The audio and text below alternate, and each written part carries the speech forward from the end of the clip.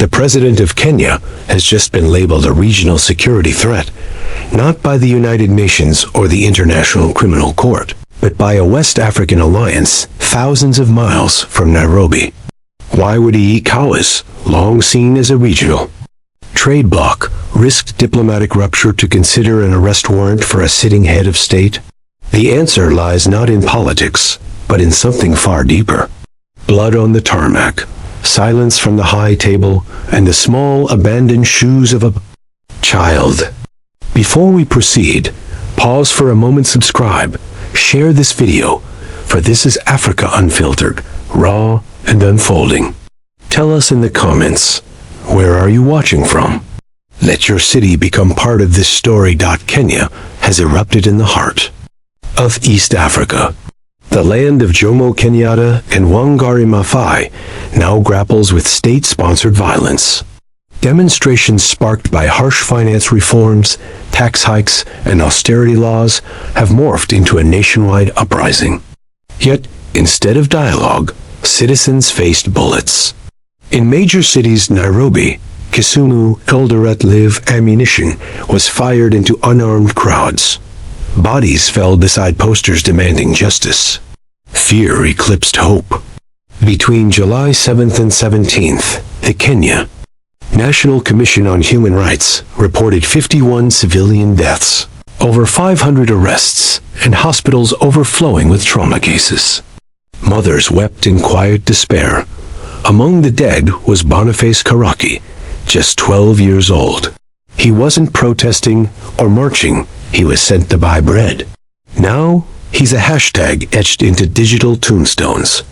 Hashtag justice for Boniface. Did his blood-stained collar and unclaimed school bag pierce the hearts of leaders far beyond Kenya's borders? Inside a locked conference room in Accra, Ghana, leaders from Nigeria, Burkina Faso, and Ghana convened with documents no government wishes to acknowledge. Eyewitness accounts, autopsy reports, video of snipers targeting crowds, and the most damning evidence, a voice recording, calm and commanding, allegedly from President William Ruto himself. Shoot them in the leg. If they push further, shoot. To kill. No hesitation, no panic, just a calculated order. When leadership becomes a license to kill, who dares to object? There was no press conference, no ceremonial signing, just a closed-door vote and a thunderclap across the block. William Ruto is now classified as a regional security threat. ECOWAS member states are urged to deny him entry, suspend diplomatic ties, and if he arrives, detain him pending investigation. This was no empty gesture. It was a formal warning under legal review, and more than that, a historic moment. Africa, for once, did not wait. The room fell still, not from fear, but from grief hardened into resolve. They weren't celebrating justice. They were mourning the need for it. Perhaps that's the real story here, not the warrant or the man it names, but the fact that in 2025, Africa, long told to await Western verdicts, is learning to say, "We will judge our own." The fallout from ECOWAS's resolution was immediate. By midday, Nairobi's corridors of power buzzed with indignation.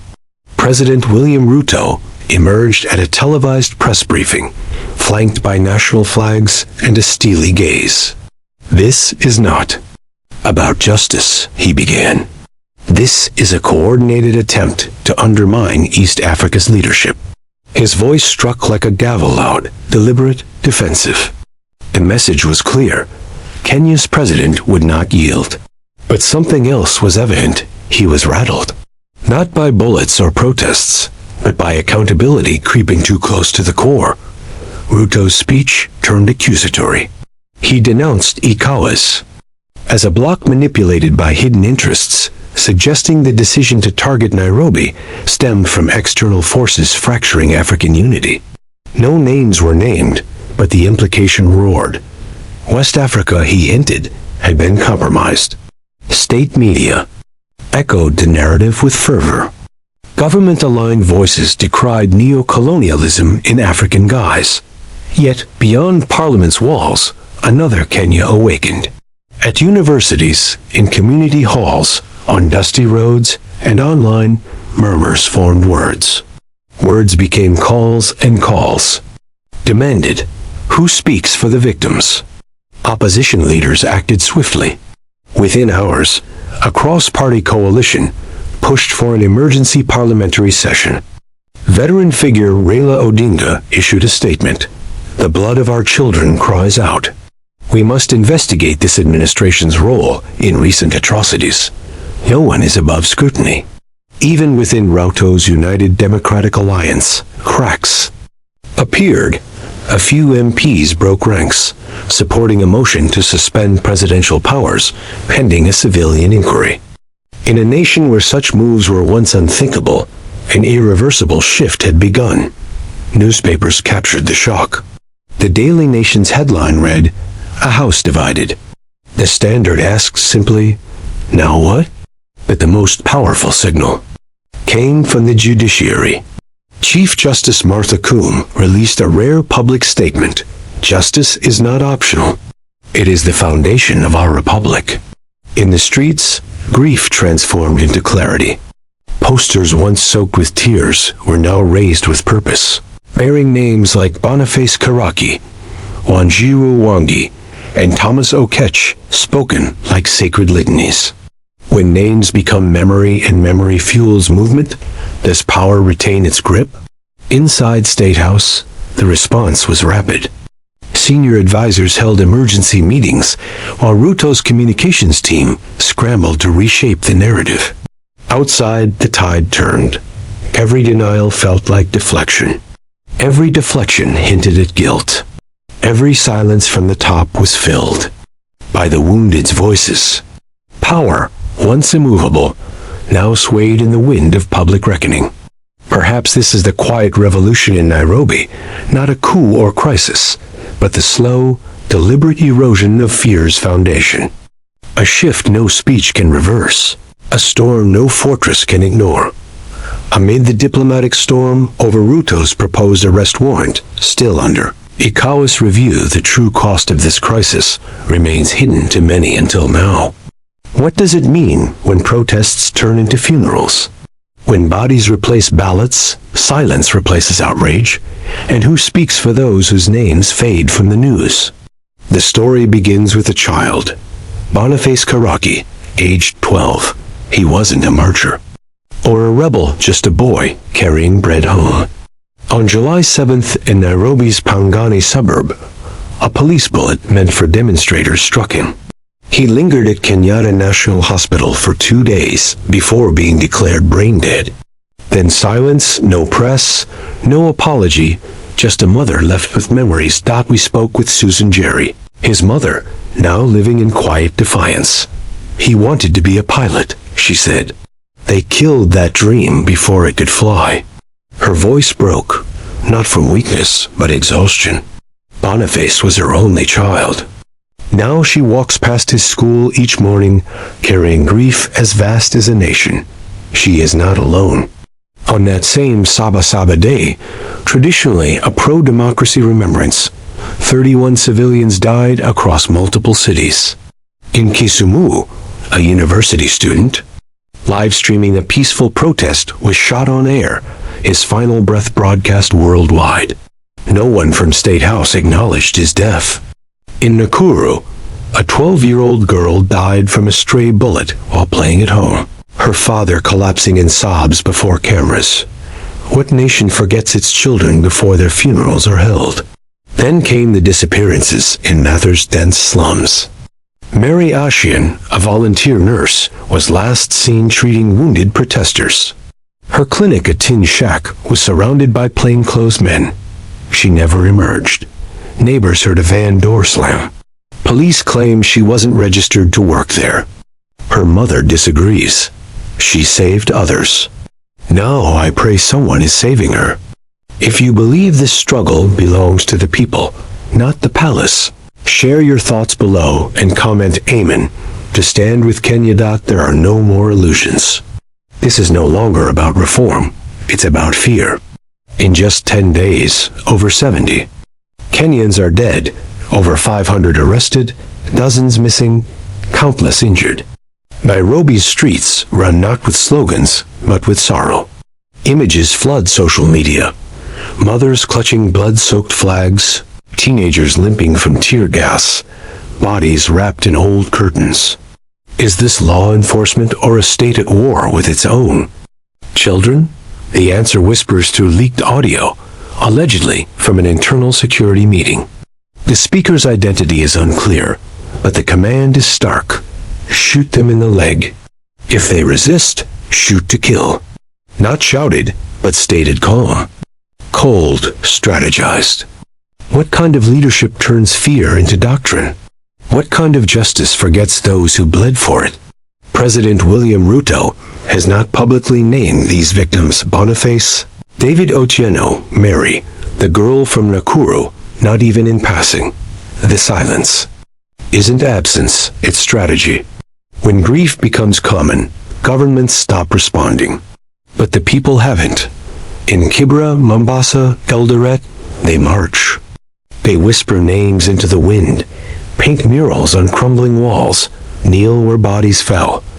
Every mother becomes a mourner. Every brother a shield.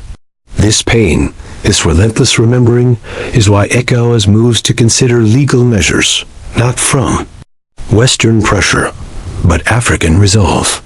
Sovereignty doesn't justify slaughter. Silence amid mass suffering is complicity. Kenya, like any nation, must answer to its constitution and its children. While global attention fixated on Ruto and Kenya's bloody fallout, a different storm brewed not from Western outrage, but African determination. In Accra, Ghana, something unprecedented emerged.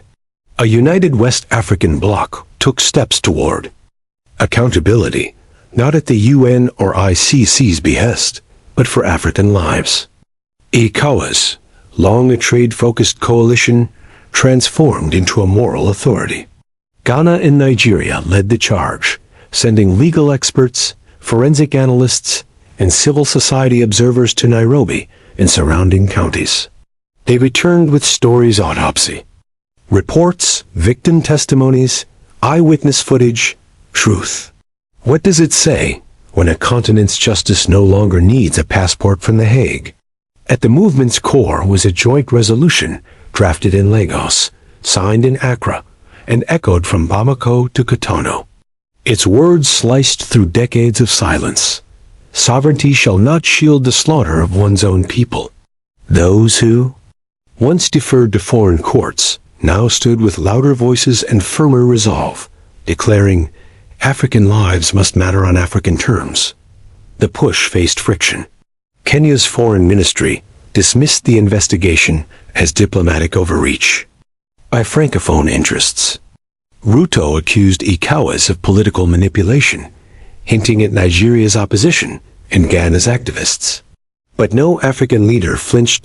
By mid-July, 8 ECOWAS nations signed a memorandum refusing to recognize Kenya's delegation. Ambassadors were recalled, bilateral meetings suspended, air corridors restricted, all exchanges frozen, until Nairobi issued a transparent, independent report on protest killings. What began as a statement became a continental blockade. When last did Africa police itself without Western approval? Inside the ECOWAS Council, the mood was somber. Leaders sat not in triumph, but testimony, reading victims' names aloud, holding moments of silence, passing photographs as proof of a truth too long ignored. Behind it all lay a stark truth. Africa is weary. Weary of children dying on its soil. While the world debates headlines, tired of puppet justice, international silence, and local impunity. Ghana's president, Nana Akufo-Addo, captured it best. If we must keep peace among ourselves, we must hold each other accountable even if it means breaking comforts or isolating friends. Nigeria's foreign minister added, today it's Kenya. Tomorrow it could be us. If we don't defend human life, we lose more than borders, we lose our soul. ECOWAS acted not for politics or prestige, but to pressure, review, and seek Accountability for Boniface, Mary, the unnamed, the silenced. This was no Western interference. It was continental inheritance. Justice forged in African courage that President William Ruto wouldn't bow quietly. As news of ECOWAS's diplomatic freeze and legal review spread, State House shifted into overdrive. Within 24 hours, ambassadors from Nigeria, Ghana, Burkina Faso, and 5 others received formal protest notes. Kenya deemed the bloc's decision an unwarranted intrusion, an assault on sovereignty. Behind the scenes, urgent phone calls, backroom deals, and emergency trips unfolded. Ruto dispatched a high-level team to Uganda and Tanzania neighbors outside ECOWAS, vital to East African stability, to rally support and project division over isolation. In Kampala, they met President Yoweri Museveni. In Dar es Salaam, they sought a gesture from President Samia Suluhu Hassan. Would they find allies or mere courtesy? Ruto didn't wait. He addressed the nation on television. Tone unwavering. Kenya is not a colony. We will not be dictated to by a bloc ignorant of our reality. Pro-government platforms hailed it as patriotism, but skepticism lingered. How many saw a leader under siege rather than a sovereignty champion? The opposition wasn't silent. Raila Odinga questioned Ruto's defiance. If ECOWAS cannot speak when our children are shot, who can? Human rights groups, including Amnesty International, released new evidence of police brutality, urging engagement over isolation. Still, Ruto pressed on. Kenya froze its role in peacekeeping with ECOWAS nations and proposed an African sovereignty summit in Nairobi to rival ECOWAS's moral stance. Was this a diplomatic coup or desperation? What is Ruto defending national dignity, his presidency, or a shield from legal consequences? His tone hardened with each address. Whispers of emergency laws, expanded surveillance, and internal purges emerged from private security briefings. Governance or survival? International reactions varied. The African Union called for de-escalation. The UN acknowledged the accusation's severity without condemning, and Western powers urged restraint to preserve cooperation. ECOWAS, however, held firm, confirming talks on sanctions, travel bans, and asset monitoring for Kenyan officials, though formal decisions remained pending. Could this escalate into a full standoff? Would Kenyans bear the ultimate cost? In his latest address, Ruto delivered his strongest words yet. This is not about me. This is about Africa standing alone. We cannot let West African politics weaponize morality against East African governance. It was a calculated move, cloaking self-preservation in Pan-African rhetoric. But who listened? Who still believed? As the continent watched, lines were drawn. Was this a values battle or an ego clash? Would Ruto retreat or push Kenya deeper into isolation? One certainty loomed. The next move would shape East versus West and redefine accountability, sovereignty, and African identity in a continent refusing. Silence. This isn't just a story's end. It's a reckoning's beginning. From Nairobi's streets to Accra's corridors, from Kisumu's whispers to Bamako's chants, a message rises. Not shaped by foreign tribunals or borrowed ideals, but by African hearts beating as one. The proposed arrest warrant for Ruto initiated by continental neighbors, not The Hague or New York, marks a seismic shift. ECOWAS acted not because ordered, but because silence was complicity. Can Africa police itself without external hands? Can it write justice without ICC ink or UN stamps? Captain Ibrahim Traoré of Burkina Faso believes so, his steady voice echoing since his tenure began. Africa must not wait to be saved. We must save ourselves. His stance has divided allies and shaken old orders. Perhaps division is awakening's cost. So we ask, where does Africa go now? Will Ruto face his people, Stand before an African court as ECOWAS considers accountability, or flee, casting himself as geopolitics victim? Will Kenya fracture or emerge stronger for confronting its reflection? These aren't just questions. For diplomats or journalists, they are yours. Do you believe in an Africa that holds its leaders accountable without Paris or Washington? Do you trust a child's blood in Mathers in Accra as it does in Nairobi? Does justice always need to cross oceans, or can it rise from our own red dust? Share your thoughts below. If you stand for justice, if this moment matters, type Africa New. Subscribe, like, and share if you believe the continent deserves raw, undiluted truth. The road ahead is uncertain. Ruto's defiance may lead to retreat or suppression. But one choice he no longer controls is silence, that power is gone. Across nations, people watch not for headlines, but accountability. That's this moment's true power, not ECOWAS's proposal, but what Africans now dare to believe.